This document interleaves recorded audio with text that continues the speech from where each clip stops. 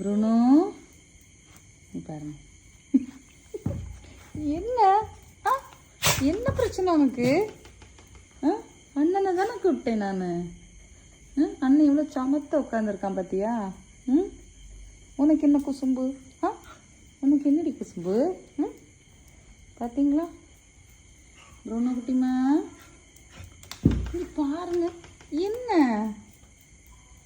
பாத்தியா மக்களை என்ன பண்ணுறான்னு. கண்மணி பண்ணுற சேட்டையை பார்த்தீங்களா? பாவம் ப்ரூனோ. ப்ரூனோ குட்டிமா கண்ணை வேறுங்க தங்கத்துக்கு. கண்ணுக்குள்ளே மையே போட்டு விடல. உன் கண்ணுக்குள்ளே யார் மை போட்டு விட்டது தங்கம்?